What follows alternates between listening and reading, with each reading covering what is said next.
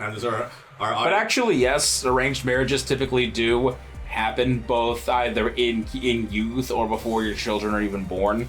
And sometimes, yes, arranged marriages have it so that children are married off to adult men. No, wait, no, I'm not surprised. No, I can tie it back in. Iraq? No.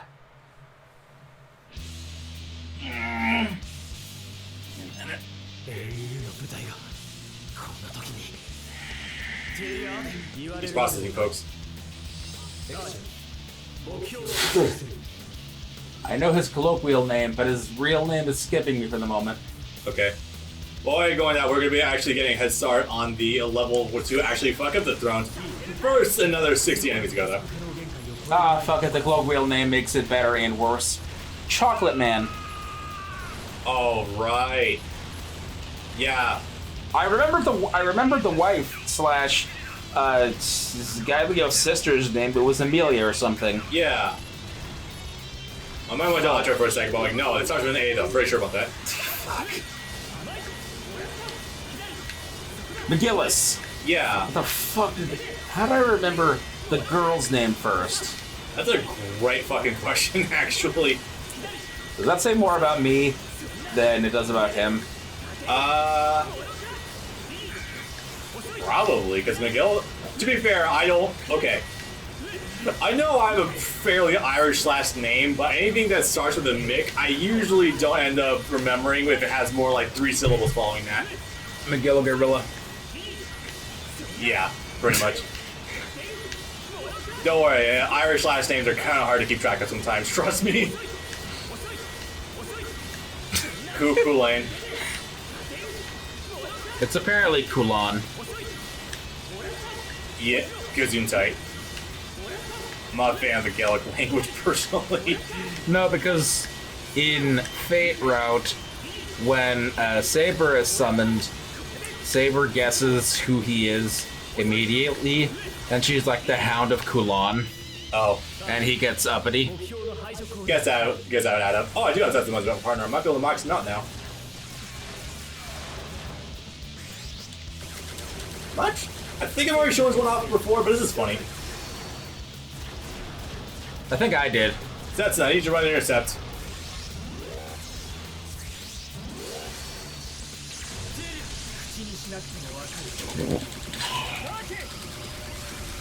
Woo!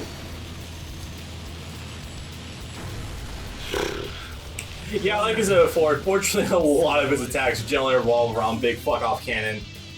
It gets a little sad after a while, but it's not horrible.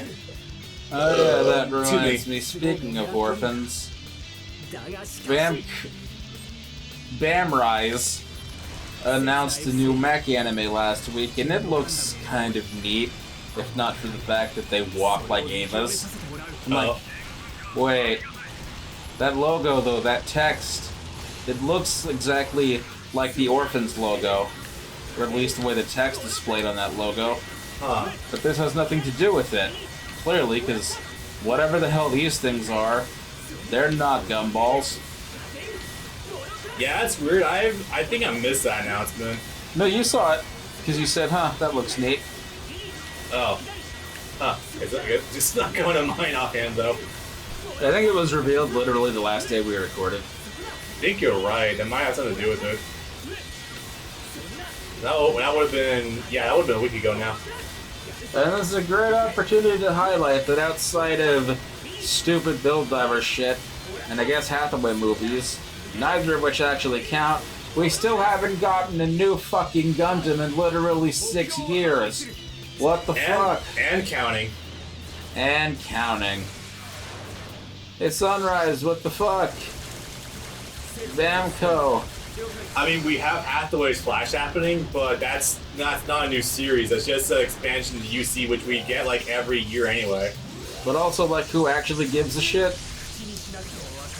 Because, like, outside of just Bright and outside of just Bright and Hathaway himself, few to no returning characters appear. So it's like, what is there to get excited about for new people? Because it's like, we had that cynical of a level where you see where the prospect of new characters looks like to be a terrible thing. Universal Century has always been like that.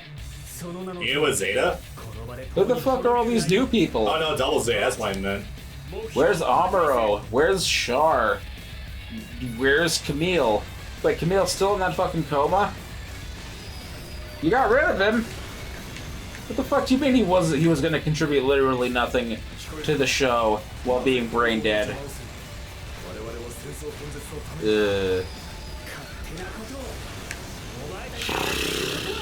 What do you mean we don't bring Camille or Judah back when we're literally about to fight Char when he's about to drop a colony in Earth? Oh, did I get double? No, Judah was actually on his way to Jupiter, wasn't he? No. Because... I don't know, actually, he would have been... It's 5 years round trip. So yeah, no, he would have already been there for quite a while because the first Neo-Zeon War happens in 87 or 88. The second Neo-Zeon War happens in 91 or 93. 93. So it's like, yeah, you could have had him come back from his first expedition. But it's okay, it's all good. We gotta have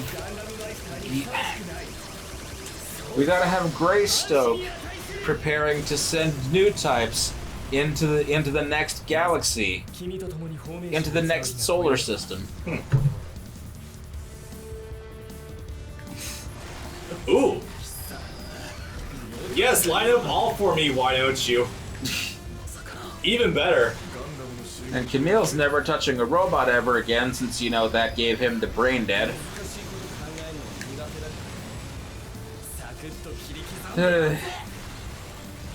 Oh yeah, that's one of the things I actually like about Robit V, is that Camille's in there, but it takes a while to recruit Camille, because while you meet him a little early on, he actually decides, no, I'm gonna go hang out with, what the fuck is his name? I'm gonna go hang out with Subaroa and Marita for a while. I think they have what it takes to heal me of my PTSD. Best Dad and Marita. Yeah. Their crew has what it takes to cure me of my PTSD so I can get back in the robot. Probably. That wasn't so bad.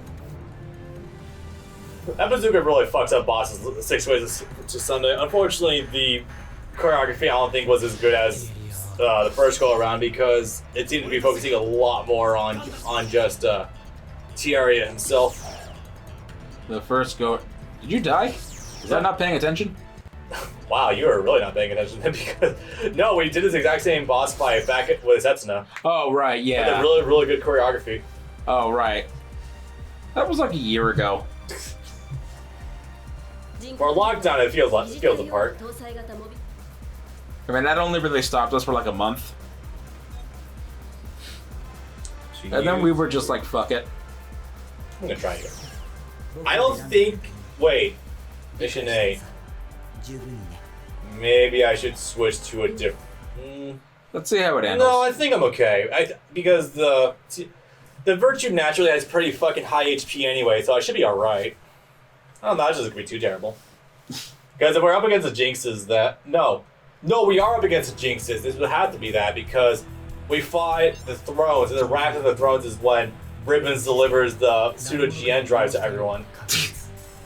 So now is when they're definitely going to start trying... This is music from the show itself. What a bastard. Yeah.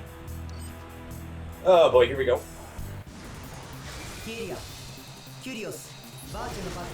But... not too bad in the damage department. If not for a slow firing rate of the bazooka itself, this won't be too bad. Actually, yeah, the beam has a lot of hits, but each hit isn't necessarily the strongest thing in the world. That's the trick. So you really have to keep the beam locked onto them in order to get this to fully work. I actually gotta go I can rewatch this because I don't remember much about how the first couple actually went with Jinx is following suit.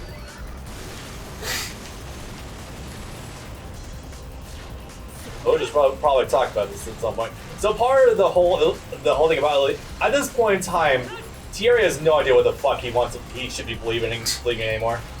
Because at this point, the Thrones are saying that Celestial Being is officially, or at least the Ptolemaios need to stand down, because at this point in time they're done with the mission, and the mission will carry on by itself using the Thrones, which is bullshit. Good luck with that. Yeah, good luck with that one. Especially the Suogina drives that get your asses kicked, lol. At this point, he's like, are we obstructing Aeolia's plan? Especially more so in Season 2, that's where he really gets the mental confusion in that regard. Anything that time, fuck. Imagine going 5 years without being connected to your life support. Yeah, imagine having to actually develop at that point into just becoming your own person, and that being forced to do so. That would be rough. I'm not saying that rhetorically. I'm saying that actually seriously. Like that would be fucking rough for him. That would be a new experience for him. He's Yeah. not a person. He's a test tube computer. I think I heard something vaguely about Tieria being a quote unquote asleep for a certain amount of time during this time period. I'm not sure about that. Yeah, he goes to sleep for a while. Apparently, while he's asleep, he discovers the plans for the 00. Yeah, that's supposedly what it is. I know that's something involving in Gundam 00F. There was fighting going on in order to get the O Gundam, which was in the possession of Foreste, apparently. Oh, that's funny. From what I read, there wasn't an actual follow-up on that. It just kind of ended off with Von Spock actually getting to Veda's computer, and then Ribbons being like, "You helped me out with my plan more than you could possibly realize." Yeah, my plan to create the Outlaws. And Von Spock, who is the definition of rebellion, God didn't know how to really take it. Sounds great. So I'm not sure what came of that. There was some time skip at the very end of it that was leading up that actually had Shaw end up on the moon on the hideout for Celestial Being, funny enough, with Ian. True story. Go figure. I don't think they're ever going to touch up on that, but that would certainly be kind of cool. I mean, it's over. Admit that they don't really need to. See, I don't know. I still don't know. The manga for 00, the various spin-offs are fucking nuts. There probably is somewhere, I'm just not seeing it, but yeah. That seems like something that's going to be more of a wiki read than anything else. That's one of the problems that I have with that particular decade of Gundam. It's like, for things that happen between seasons or even between episodes, for things that happen that don't initially make sense to make sense, it's like, you need to read these two other manga, completely unrelated almost, for something that we just didn't bother to explain to actually click and no longer become a plot. So, in Gundam Seed, you remember when Atherin thinks he killed Kira? Yeah. Turns out Kira didn't die, of course. Of course. And he got launched away from his from the strike that exploded, but he did. But of course, he was just comatose somehow. Yeah, he wasn't actually, and he ended up somehow on the fucking a doorstep of like that foster care dad or something. He literally ended up inside a plant colony. It's like, wait, how the fuck did he end up inside a colony when the strike exploded on Earth? How in the fuck?